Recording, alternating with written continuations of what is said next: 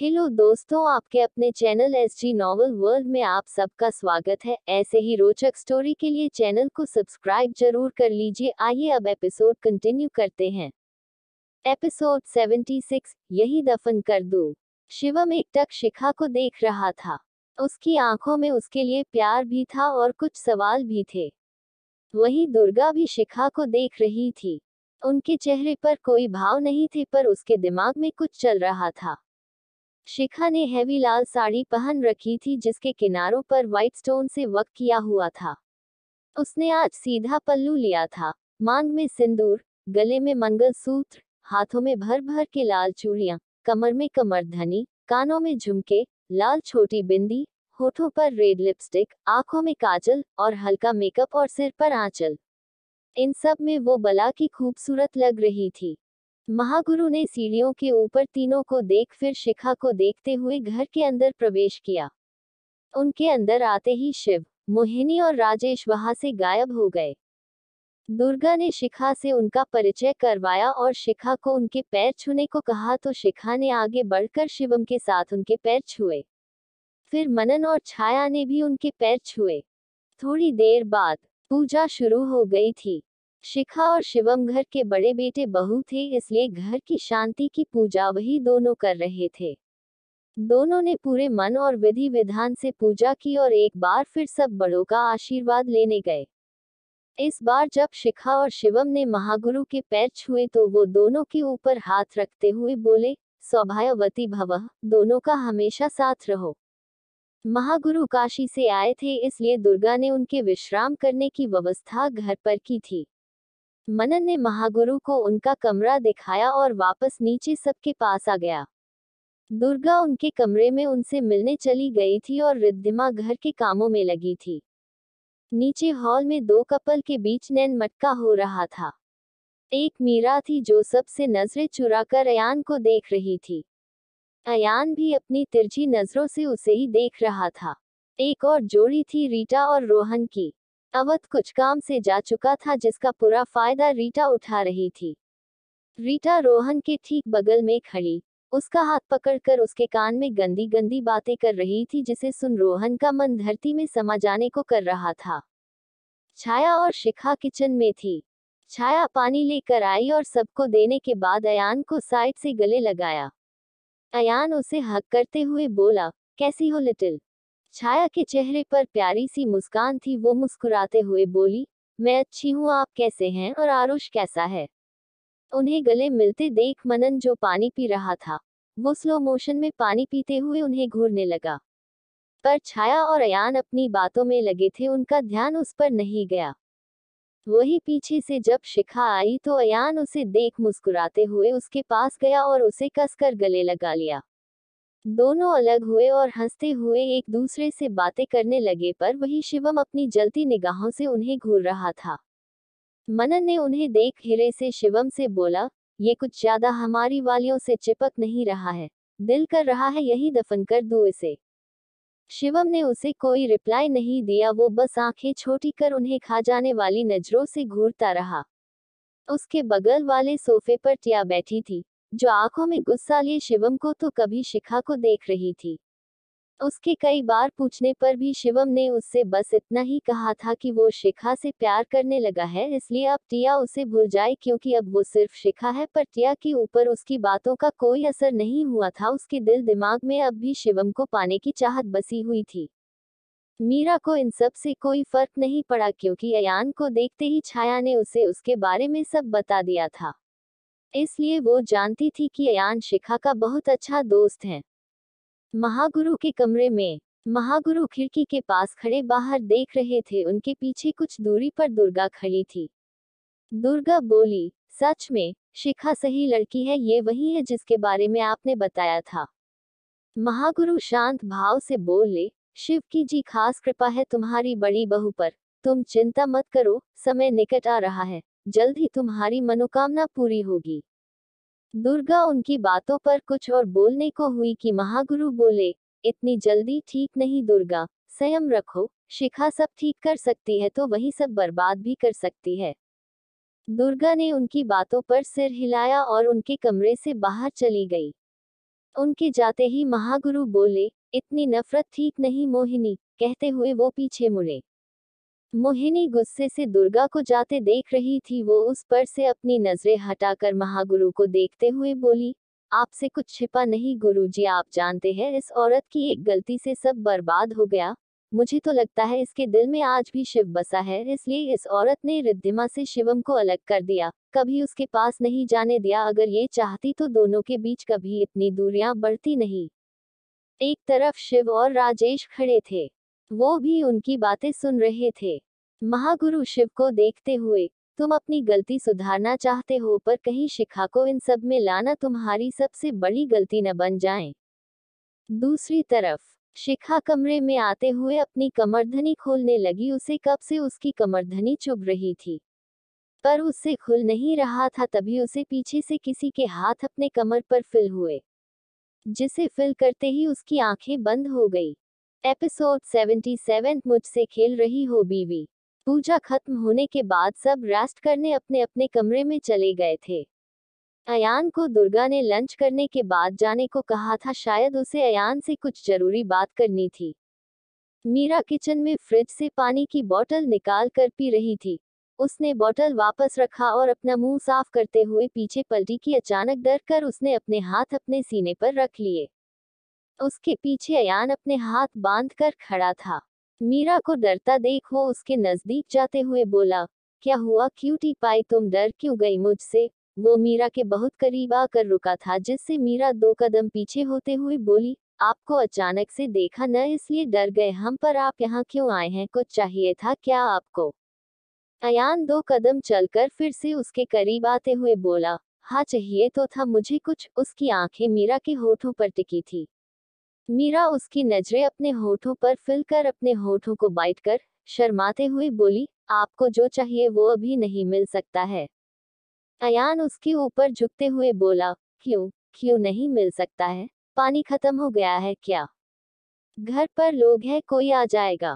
कहते हुए मीरा ने अयान की बातों पर ध्यान दिया तो उसे देखते हुए मुंह बनाकर बोली, आपको पानी चाहिए था, आप पानी की बात कर रहे थे। अयान उसके गाल पिंच करते हुए बोला, अगर तुम कुछ और भी देना चाहती हो तो दे सकती हो, मैं मना नहीं करूंगा। उसकी बात सुन मीरा ने शर्म से अपनी पलकें फिर से झुका ली। वो अपने मन में बोली, मीरा तू भी न क्या क्या सोचती है, ये सिर्फ पानी की बात कर रहे थे। उसने अपनी आंखें मिंच ली। अयान उसे इस तरह देख होले से मुस्कुराया और 2 कदम पीछे होकर बोला, पानी मिलेगा या मैं जाऊं? उसकी बात सुन मीरा ने झट से अपनी आंखें खोली और हाँ में सिर हिलाते हुए जल्दी से फ्रिज से एक बोतल निकाल ग्लास में पानी को डालकर उसकी तरफ बढ़ा दिया। अयान ने मीरा पर अपनी नजरें जमाए हुए सारा पानी पीकर मीरा को ग्लास वापस किया और जाने को मुड़ गया। मीरा ने उसे जाते देखा तो उसने उदासी से अपना सिर झुका लिया। इतने में उसे अपने गाल पर किसी के होठ फिल हुए तो उसने जल्दी से सिर उठाकर सामने देखा। अयान उसके ठीक सामने उसके बहुत करीब खड़ा था। दोनों की आंखें मिली तो कुछ पल एक दूसरे के आंखों में देखकर अयान ने उसके होठों पर लाइट किस किया और मुस्कुराते हुए किचन से बाहर निकल गया। पहले तो मीरा हैरान थी, पर फिर वो खुशी से उछलने लगी। शिवम का कमरा। शिखा आंखें बंद किए अपने कमर पर शिवम के हाथ महसूस कर रही थी। शिवम घुटनों के बल बैठा उसकी कमरधनी खोलने की कोशिश कर रहा था। जब उसके बहुत कोशिश करने पर भी उससे कमर धनी नहीं खुली तो उसने अपने होठों से उसके हुक को खोलने की कोशिश करने लगा। उसके होठ शिखा के खुली कमर से टच हो रहे थे, जिसे महसूस कर शिखा ने अपनी आंखें मिंच ली थी। शिवम के छुवन में कुछ तो ऐसा जादू था जो शिखा के दिल की धड़कनें बढ़ा दिया करती थी और वो अपनी सोचने समझने की शक्ति खो दिया करती थी। सेम चीज शिवम के साथ भी होता था। शिखा का करीब आना, उसकी खुशबू, उसका खूबसूरत चेहरा शिवम को पागल कर देता था। शिवम ने भी जब शिखा के कमर को अपने होठों पर महसूस किया तो वो जैसे बहकने लगा। कमरधनी अब तक खुलकर नीचे गिर चुकी थी, पर शिवम अब भी वैसे ही बैठा था। उसने शिखा के कमर को अच्छे से पकड़ा और उसके कमर से साड़ी हटाकर अपनी होठ उसके नाभि पर रख दिए। उसके ऐसा करते ही शिखा के हाथ उसके कंधों पर कस गए। पर शिवम यही नहीं रुका, वो घिरे घिरे उसके कमर पर किस करने लगा था। हमेशा की तरह शिखा ने आज फिर से उसे बहका दिया था। शिवम उसके कमर पर किस करते हुए ऊपर की तरफ आ रहा था। उसके होठ कब शिखा के सीने और कंधे पर चलने लगे, दोनों को ही होश नहीं रहा। शिवम अपना कंट्रोल लगभग खो चुका था, पर अचानक उसे कुछ याद आया और वो उसका चेहरा देखते हुए बोला, तुमने मुझसे शादी क्यों की? शिखा उसे महसूस करने में खोई हुई थी। उसका सवाल सुन उसने एकदम से गुस्से से आंखें खोलकर कहा, क्या यार तुम्हारी सुई एक जगह ही क्यों अटकी रहती है? पक गई हूं मैं तुम्हारा एक ही सवाल सुन सुनकर, सारे मूड का कचरा कर दिया तुमने। उसकी बात सुन शिवम अपनी आंखें छोटी कर बोला, क्या कहा तुमने? तुम्हारे मूड का कचरा कर दिया मैंने? शिखा अपने हाथ बांधकर एटीट्यूड से बोली, यस मैंने यही कहा, तुम्हारे कान ठीक है तो दोबारा पूछ क्यों रहे हो? शिवम को उसकी बात पर गुस्सा आ रहा था, पर उसने खुद को कंट्रोल किया और कहा, तुम कौन हो शिखा, और मुझसे शादी क्यों की है तुमने? शिखा उसकी बात पर उसके गले में हाथ डाल उसके करीब खड़ी होकर बोली, मैंने तुम्हें पहले ही शादी की वजह बताई है, पर तुम भूल चुके हो तो इसमें मेरी गलती नहीं है, मुझे एक ही बात दोहराना पसंद नहीं। और रही दूसरी बात कि मैं कौन हूँ, तो तुम्हें तुम्हारी जासूस रीटा ने बताया नहीं क्या? उसकी बातें सुन शिवम ने अपनी मुट्ठी कस ली। उसे शिखा के मुंह से सुनना था कि रीटा ने जो कुछ भी कहा वो सच है या नहीं, पर उसकी बातें सुन उसे रीटा के बातों पर यकीन हो गया कि वो सही ही कह रही थी। उसने उसके कमर पर हाथ रखा और उसे खुद से सटाते हुए डेंजरस टोन में कहा, मुझसे खेल रही हो बीवी? शिखा उसकी बात पर उसके कान को हल्के से अपने होठों से छूते हुए बोली, मुझे खेलना पसंद है हब्बी, पर ये खेल मैंने स्टार्ट नहीं की है। तुम्हारी बेवकूफ़ी की वजह से मैं इस खेल में फिर से शामिल हुई हूँ, पर डोंट वरी मैं जल्द ही इस खेल को खत्म कर दूंगी।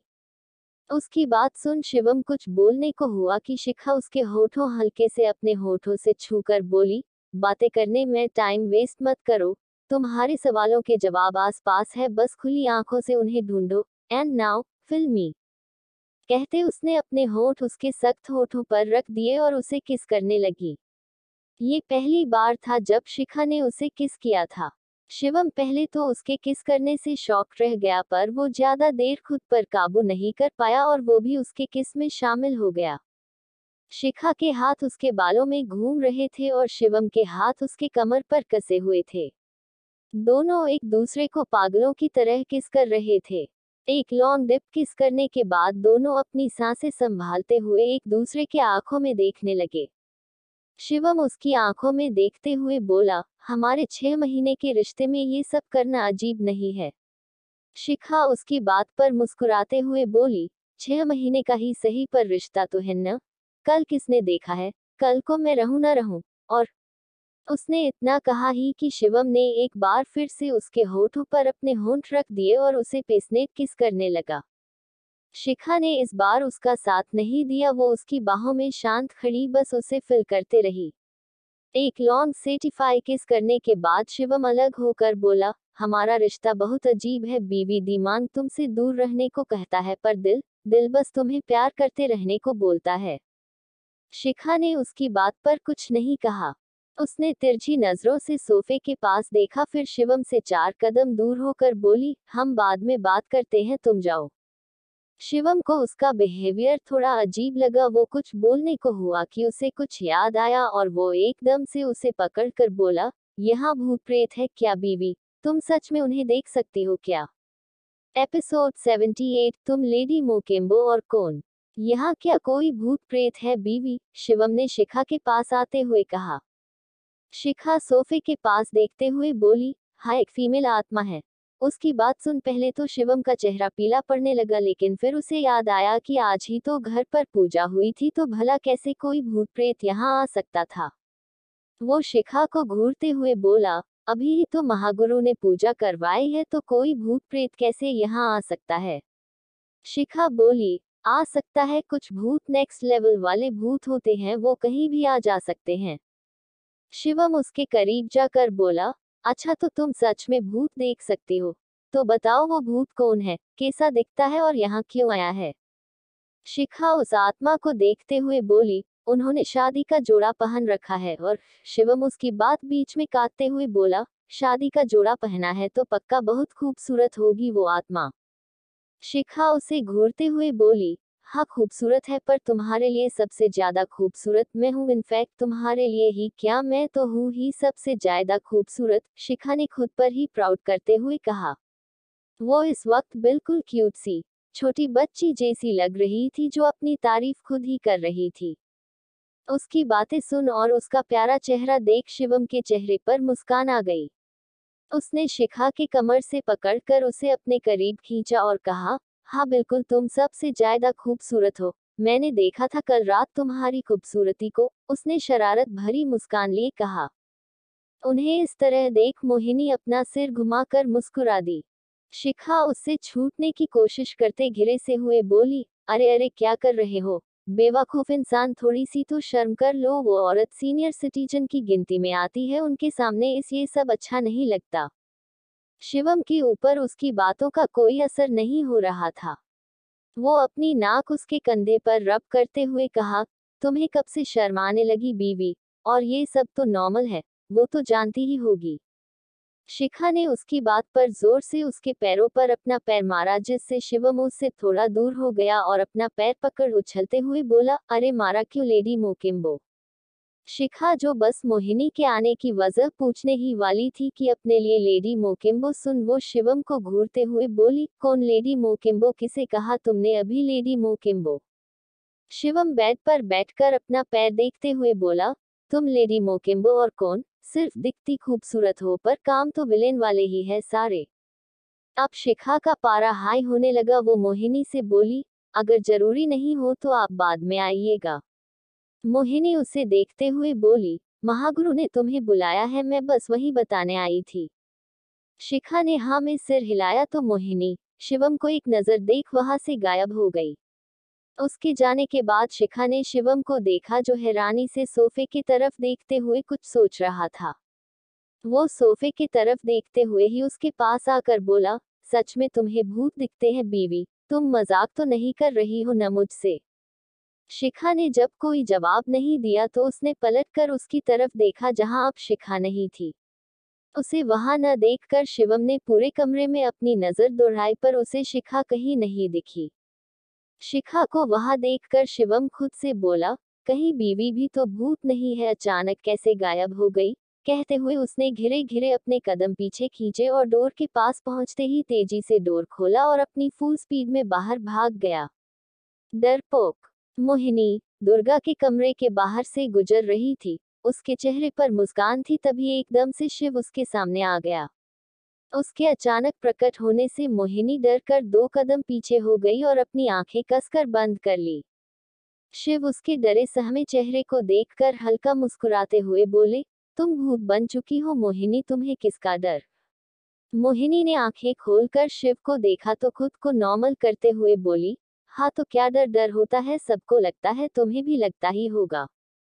शिव वैसे ही मुस्कुराते हुए बोले, नहीं मुझे नहीं लगता डर, जिंदा था तब तो कभी डरा ही नहीं था, तो मरने के बाद क्या ही डर डराएगा मुझे। मोहिनी ने उसकी बातों पर कुछ नहीं कहा। उसकी नजरें दुर्गा की खिड़की पर थी, जहां से दुर्गा दिख रही थी। शिव ने उसे दूसरी तरफ देखता देख उसकी नजरों का पीछा कर देखा कि दुर्गा अपने हाथ में एक फोटो फ्रेम लिए बेड पर बैठी थी। उसकी आंखें नम थी और वो एकटक उस फोटो फ्रेम को देख रही थी। मोहिनी उसे देखते हुए बोली, तुम्हें नहीं लगता इन सब के पीछे इस औरत का हाथ है। आखिर एक वक्त था जब ये भी तुम्हारे पीछे पागल थी। शिव उसकी बात पर कुछ सोचते हुए बोले, हो भी सकता है और नहीं भी। फिर मोहिनी को देखकर बोले, तुम बताओ तुम इतनी खुश क्यों थी अभी। उनकी बात सुन मोहिनी को शिखा और शिवम याद आए और वो हंसते हुए बोली, हमारा बेटा शिव वो बिल्कुल तुम पर ही गया है। दुनिया के सामने वो कुछ और होता है और अपनी बीवी के सामने कुछ और ही होता है। कहते हुए वो मुस्कुरा दी। उसने मुड़कर शिव को देखा, जो उसे ही देख रहा था। उसे देखते ही मोहिनी की मुस्कान गायब हो गई। वो अपनी नजरें उस पर से फेर कर बिना कुछ कहे वहां से गायब हो गई। शिव उसके जाने के बाद कुछ पल वैसे ही खड़े रहे, फिर एक बार दुर्गा को देख वो भी वहां से गायब हो गए। महागुरु का कमरा। महागुरु सोफे पर आंख बंद किए बैठे थे और शिखा उनके सामने हाथ बांध कर खड़ी थी। कुछ देर बाद उन्होंने आंखें खोलकर कहा, तुम्हारा शक सही है, तुम्हें एक बार वहां खुद जाना चाहिए। उस पूरी बिल्डिंग को मंत्रों से बांधा गया है, इसलिए कोई भी बुरी या अच्छी आत्मा वहां जा नहीं सकती। शिखा ने सिर हिलाया और कुछ पल सोचकर कहा, 5 महीने बाद वो पूर्णिमा का दिन होगा जब ससुर जी और बाकी सबको यहाँ से जाना होगा, है ना? महागुरु ने हाँ में सिर हिलाया तो शिखा बोली, ससुर जी और उनके असिस्टेंट कोई नॉर्मल भूत प्रेत आत्मा नहीं है, उनकी शक्तियाँ कुछ अलग है। आपको तो सब पता होता है, आप बता सकते हो कि वो कौन है? महागुरु मुस्कुराते हुए बोले, थोड़ा वक्त लगेगा पर सब तुम पता कर सकती हो, बल्कि तुम करोगी ही। शिखा ने उनकी बात सुन उन्हें देखा तो बदले में उन्होंने अपनी मुस्कान और बड़ी कर ली। शिखा वहां से निकलकर अपने कमरे में गई और अपना फोन उठाकर अयान को कॉल किया। अयान ने एक ही बार में कॉल रिसीव किया और कहा, हाँ बोलो, अब क्या कर दिया तुम्हारे घोस्ट ससुर जी ने? शिखा सोफे पर शान से बैठी और सीरियस टोन में बोली, वही तो बात है, वो कुछ कर ही नहीं पा रहे हैं, हमें खुद ही आज रात वहां जाना पड़ेगा। अयान जो अब तक चील होकर बात कर रहा था, वो भी उसकी बात सुन सीरियस होकर बोला, तुम वहां जाओगी? वो तुम्हारा दीवाना जिस पर भूत सवार है तुम्हें मारने का, वो भी पक्का वही होगा, कहीं फिर से वो तुम्हें मारने की कोशिश न करें। शिखा डेविल स्माइल लिए बोली, मैं तो जा ही उसके लिए रही हूँ, पता तो चले कि वो सच में शिवम की वाइफ को मारना चाहता है या शिखा शर्मा ही उसका निशाना है। अयान उसकी बात पर मुस्कुराते हुए बोला, हाँ ये भी जानना जरूरी है, वैसे तुम्हारे पति को तुम्हारे असली पहचान के बारे में पता चल चुका है और तुमने तो रोहन के थ्रू ये बात भी उस तक पहुंचा दी कि तुम्हें भूत दिखाई पड़ते हैं। तो अब आगे क्या करने का सोचा है तुमने? क्या करोगी तुम अगर उसके मरे हुए बाप को पता चला न कि तुम वक्त आने पर शिवम को भी मार सकती हो, तो कहीं वो तुम्हें टपका न दे? उसकी बात सुन शिखा फोन को अपने कान से हटाकर अपने मुंह के पास ला हल्के गुस्से से बोली, तुम मीरा के प्यार में पागल होने लगे हो? ठीक से अपने आसपास देखो, तुम इस वक्त अपने विला में नहीं भद्रा हाउस में हो। अगर ससुर जी ने या उनके असिस्टेंट ने तुम्हारी बातें सुन ली न तो मुझसे पहले तुम ही टपक जाओगे। कहते हुए उसने कॉल कट कर दिया और आंखें बंद कर सोफे से अपना सिर टिकाकर कुछ सोचने लगी। वही अयान को भी होश आया कि वो अभी कहा है, और उसने अभी अभी क्या कहा है। उसने पूरे कमरे को देखते हुए कहा, मेरी होने वाली सासू माँ ने मुझे अब तक रोक कर क्यों रखा है? कोमा में था तभी अच्छा था, जिंदा लोगों के साथ मरे हुए लोगों को भी देख पाता था। चाचा ससुर जी, आपने सुना तो नहीं है न? उसने जैसे ही कहा उसके डोर पर नॉक हुआ, जिसकी आवाज सुन उसने एकदम से डर कर अपने सीने पर हाथ रख लिए। जब फिर से डोर नॉक होने की आवाज आई तो वो खुद को नॉर्मल करते हुए बोला, कौन है जो मुझे हार्ट अटैक देने पर तुला हुआ है? एक बार सही सलामत निकल जाऊं यहाँ से, फिर दोबारा आऊंगा ही नहीं यहाँ कभी। कहते हुए वो उठा और डोर ओपन करने चला गया। राजेश अपने नालायक बेटे और अपनी नई नई बहू को ढूंढ रहे थे। उन्हें ढूंढते हुए वो एक कमरे के बाहर आए तो उन्हें अंदर से कुछ आवाजें आई। उन्होंने दीवार को पार कर अंदर देखा तो जल्दी से अपने आंखों पर हाथ रख जल्दी से बाहर निकल आए। कंफ्यूजन ही कंफ्यूजन है, सॉल्यूशंस का पता नहीं। आई नो आप सब क्या सोच रहे होंगे, पर अब धीरे धीरे सब क्लियर हो जाएगा। सो वेट करो और लाइक कमेंट करते रहा करो, कोई सवाल हो तो वो भी करो। Episode 79 oops situation of ion and Shivam. Rajesh उस कमरे से बाहर निकलकर खुद से बोले, हे प्रभु, ये कैसे दिन दिखा रहे हो आप मुझे? अंदर मेरी बहू मेरे बेटे की इज्जत लूटने की कोशिश कर रही है और मैं बेचारा उसका मरा हुआ बाप उसकी इज्जत तक नहीं बचा पा रहा हूँ। कलयुग है कलयुग। मेरी बहू लड़की होकर इतनी बोल्ड है और एक मेरा बेटा है, उससे कुछ उम्मीद ही करना बेकार है। पर अच्छा है, कम से कम मेरे जाने से पहले अपने पोतों पोतियों को देखने मिलेगा। उनके चेहरे पर बड़ी सी मुस्कान थी। वो अपना सीना चौड़ा कर मस्त हीरो की तरह चलकर वहां से निकल लिए। अंदर रूम में रोहन बेड से लगकर आलती पलती कर नीचे बैठा हुआ था। उसके बाल बिखरे हुए थे और उसके कपड़े अस्त व्यस्त थे। उसकी शर्ट के 3 बटन खुले हुए थे जिस पर से उसका सीना दिख रहा था।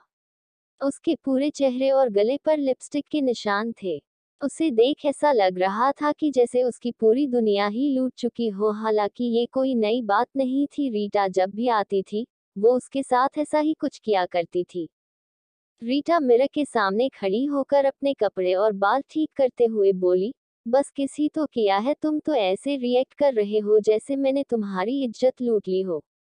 कहते हुए वो उसके पास गई और उसके गोद में बैठकर उसके गले में अपनी बाहें डालकर बोली, डोंट वरी बेबी, मैंने हमारी फर्स्ट नाइट के लिए बहुत कुछ छोड़ा है, अभी तो मैं बस तुम्हें किस करना ही सिखा रही हूँ जो तुम इतने सालों में भी नहीं सीख पाए हो। पता नहीं हमारी फर्स्ट नाइट में तुम क्या करोगे। कहते हुए उसने बेचारा सा मुंह बना लिया।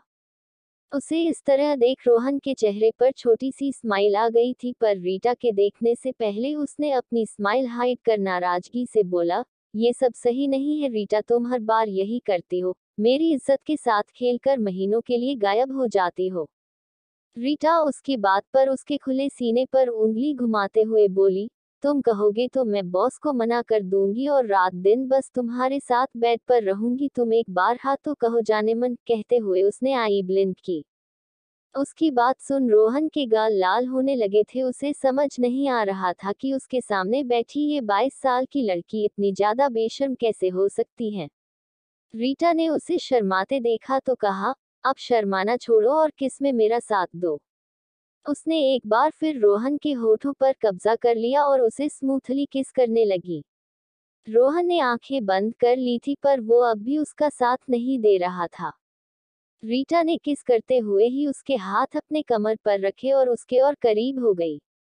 उसके हाथ रोहन के बालों में घूम रहे थे, तभी उसे रोहन के हाथ अपने कमर पर कसते हुए फील हुए, जिससे वो मुस्कुराते हुए उसे डिप्पली किस करने लगी।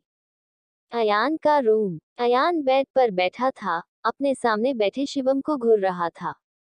शिवम भी सोफे पर बैठा उसे ही एकटक देख रहा था। दोनों करीब आधे घंटे से बस एक दूसरे को घूरने में लगे थे।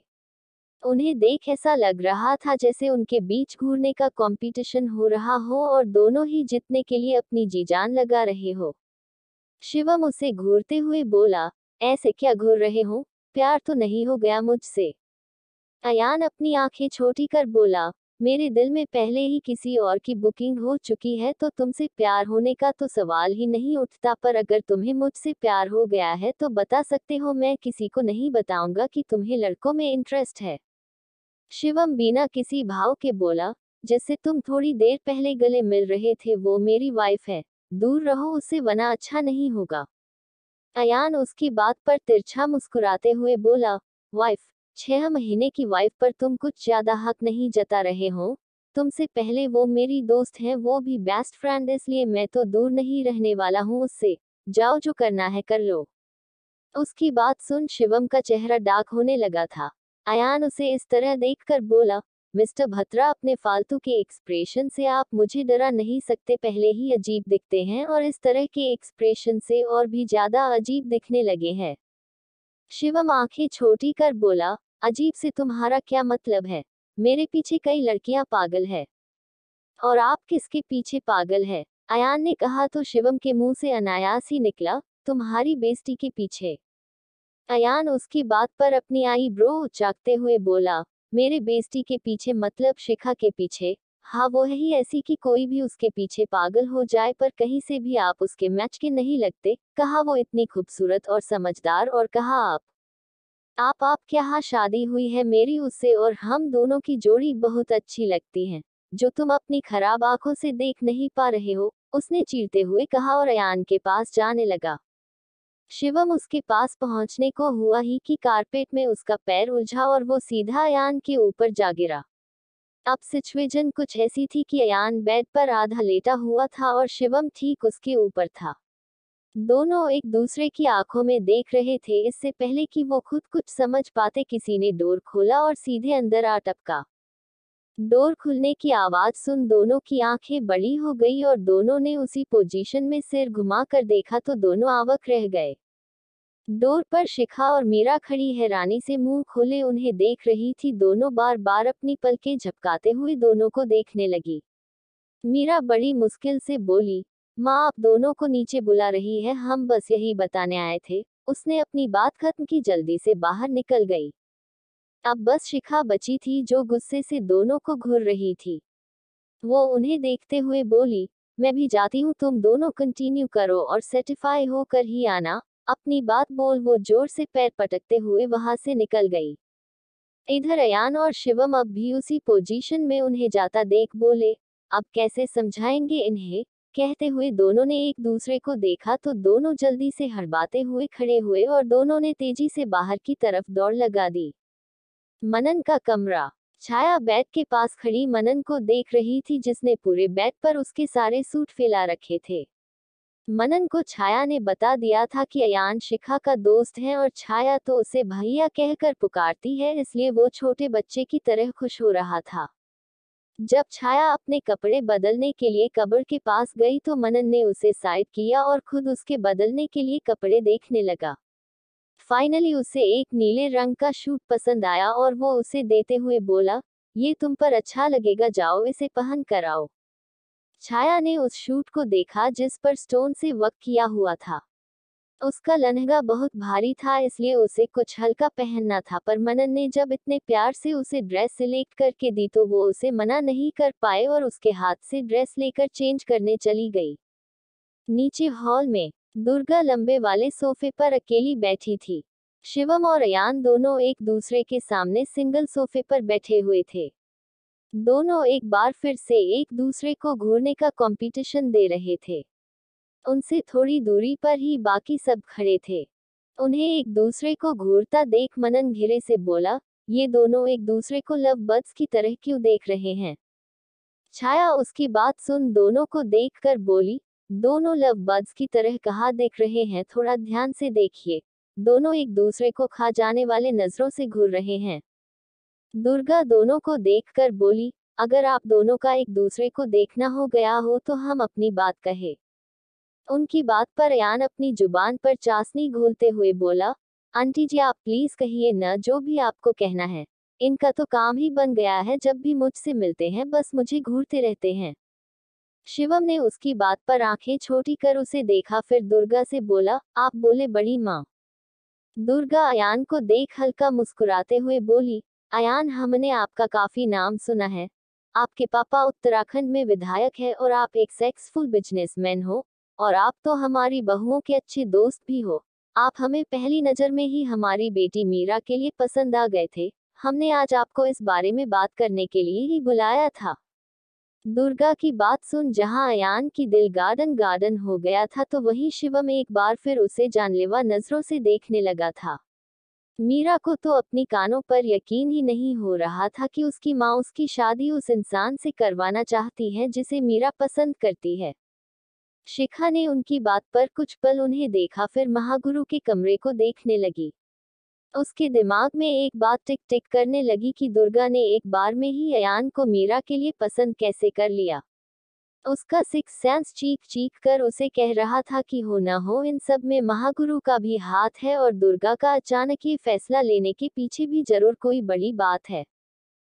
सर जल्दी ही आने वाले हैं। आखिर बेटी की शादी से एक बाप कैसे दूर रह सकता है, और वही तो आधा पास बताएंगे। एपिसोड 80 शिखा की धमकी शिवम को। अयान दुर्गा की बात सुन बहुत खुश था। शिव और राजेश भी ऊपर खड़े उनकी बातें सुन रहे थे। अयान ने एक बार मीरा को देखा तो मीरा ने शर्मा कर अपनी पलकें झुका ली।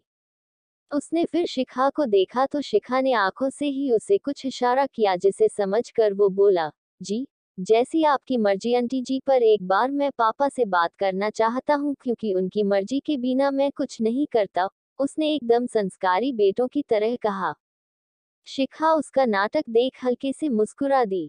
वही राजेश उसकी बातों पर शिव से बोले, कितना बड़ा झूठा है ये बॉस, आपने बाप से कभी इज्जत से बात तक नहीं करता और कह रहा है उनसे पूछे बिना कुछ नहीं करता। उन्होंने मुंह बनाते हुए कहा। शिव ने मीरा को देखा जिसके चेहरे से ही उसकी खुशी जाहिर हो रही थी। उन्होंने कहा, पता करो इसके बारे में, कुछ भी छूटना नहीं चाहिए। राजेश ने हाँ में सिर हिलाया और दोनों नीचे देखने लगे। दुर्गा बोली, ठीक है तो हम उत्तराखंड आपके घर अपनी बेटी का रिश्ता लेकर जाएंगे। अयान बोला, आंटी जी आपका पैर अब भी पूरी तरह ठीक नहीं हुआ है और वहाँ के ठंड से आपके पैर की प्रॉब्लम बढ़ सकती है, इसलिए हम कह रहे थे कि मिस्टर भत्रा एक बड़े भाई होने के नाते अपनी बहन का रिश्ता लेकर हमारे घर जाए तो। दुर्गा ने शिवम को देखा तो शिवम ने मीरा को देखा। उसकी खुशी शिवम से छिप नहीं पाई थी। वो सिर हिलाकर बोला, हम आएंगे तुम्हारे घर। उसकी बात पर अयान ने उसे चिढ़ाने वाली स्माइल पास की, जिसे देख शिवम ने अपनी मुट्ठी कस ली। थोड़ी देर बातें करने के बाद अयान अपने विला चला गया। महागुरु की फ्लाइट शाम 6 बजे की थी। उनके लिए अलग से खाना बनवाया गया था। रिद्धिमा एक ट्रे में सारा खाना रख उनके रूम में जाने लगी तो शिखा महागुरु के रूम के बाहर ही उन्हें रोकते हुए बोली, क्या मैं ले जाऊं? मुझे अपने बारे में कुछ बातें जाननी है महागुरु से। रिद्धिमा मुस्कुराए और उसके हाथों में ट्रे रखते हुए बोली, हाँ क्यों नहीं, ले जाओ। शिखा ने ट्रे पकड़ा और महागुरु के रूम में चली गई। महागुरु सोफे पर बैठे थे। उन्हें देखकर लग रहा था जैसे वो किसी का वेट कर रहे हों। शिखा आई और उनके सामने टेबल पर सारा खाना रखा और उन्हें खाना सर्व कर 2 कदम पीछे होकर खड़ी हो गई। महागुरु ने उसे देखा, फिर खाना खाने लगे। इस बीच शिखा ने उनसे कुछ नहीं कहा।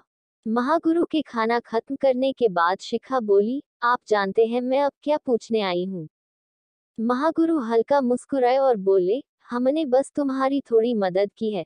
किसी भी समस्या का हल निकालने के लिए सबसे पहले पूरी समस्या जानने की जरूरत होती है। तुम जिस समस्या में उलझी हो, मैंने तो उसे जानने के लिए तुम्हारा रास्ता बनाया है।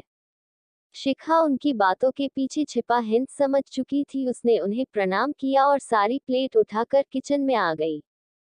किचन में शिवम चक्कर काट रहा था। उसे इस तरह घूमते देख शिखा प्लेट बेसिन में रखते हुए बोली, पृथ्वी नाप रहे हो क्या या पागल वागल हो गए हो? शिवम ने पलटकर उसे देखा और उसके पास जाते हुए बोला, बीवी तुमने रूम में जो भी देखा वो सब वैसा कुछ नहीं था जैसा तुम सोच रही हो। गलती से मैं उसके ऊपर गिर गया था। सच में तुम कुछ गलत मत समझना। शिखा अपने हाथ बांध उसे देखते हुए बोली, पर मैंने जिस पोजीशन में तुम्हें देखा उसमें ऐसा लग रहा था कि तुम बस उसे किस करने ही वाले थे और शायद किस से ज्यादा ही करने वाले थे तुम उसके साथ। शिवम जल्दी से बोला, नहीं मैं ऐसा कुछ नहीं करने वाला था बीवी, देखो ये सिर्फ एक कोइंसिडेंस था, बस एक संजोग। मैं जिस वक्त उसके ऊपर गिरा तुम उसी वक्त वहां आ गई और कुछ नहीं। वो जाने को हुआ कि शिखा पीछे से बोली, कोइंसिडेंस? मैं मानती हूँ, क्योंकि मैं तुम्हें जानती हूँ। तुम क्या हो, क्या कर सकते हो और क्या नहीं। मैं 1 महीने में काफी कुछ जान चुकी हूँ। वो उसके पास आई और उसके आंखों में देखते हुए बोली, पर कुछ लोग सालों किसी के साथ रहने के बावजूद भी सामने वाले पर भरोसा नहीं करते और 2 मिनट का नजारा देख कुछ भी सोचकर उसे ही सच मान लेते हैं। शिवम उसकी आंखों में देख रहा, दोनों एक दूसरे के काफी करीब थे। तभी रिद्धिमा आवाज देते हुए आई, शिखा तुम। उसने दोनों को करीब खड़ा देखा तो जल्दी से पलटकर बोली, मैं बाद में आती हूँ। कहते हुए वो वापस चली गई। वही उसकी आवाज सुन शिवम शिखा से दूर होकर इधर उधर देखने लगा, पर शिखा उसे देख मुस्कुराए और अपने रूम में चली गई। शिवम उसके जाने के बाद उसकी कई बातों को सोचने लगा। रात का वक्त, दिन कर सब सो चुके थे। शिखा ने अपने कपड़े बदले और मिरर के सामने खड़ी होकर अपने बालों में कंघी करने लगी। शिवम ने उसे रेडी होते देखा तो पूछा, कहाँ जा रही हो तुम? शिखा कंघी रख अपना बैग उठाते हुए बोली, तुम सो कॉल्ड पति क्यों बन रहे हो? मेरे 6 नहीं अब तो सिर्फ 5 ही महीने बचे हैं। तुम अब सिर्फ 5 महीने के पति हो, इसलिए डिफिकल्ट पतियों जैसा बिहेव मत करो। शिवम डोर के सामने खड़ा होकर बोला, 6 महीने का हूँ या 5 महीने का पति तो हूँ न तुम्हारा। मुझे जानने का हक है तुम इतनी रात को कहाँ जा रही हो, वो भी ऐसे कपड़े पहनकर।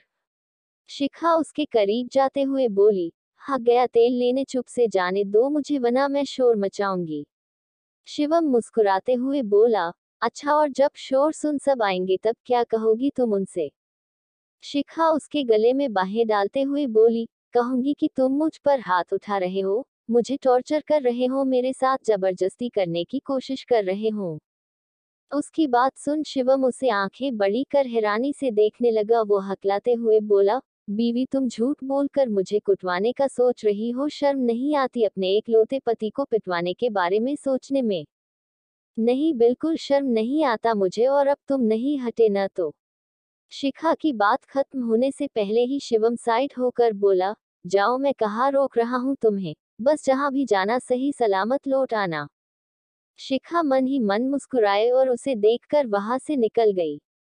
उसके जाते ही शिवम का चेहरा डार्क हो गया। उसने अपना फोन उठाया और रोहन को कॉल किया। रोहन ने कॉल रिसीव करते ही कहा, हम पहुंच चुके हैं सर। शिवम बोला, गुड, नजर रखो, मैं 10 मिनट में पहुंच रहा हूं। रोहन ने ओके कहा तो शिवम ने कॉल कट किया और कबर्ड से कुछ कपड़े निकाल कर वॉशरूम चला गया।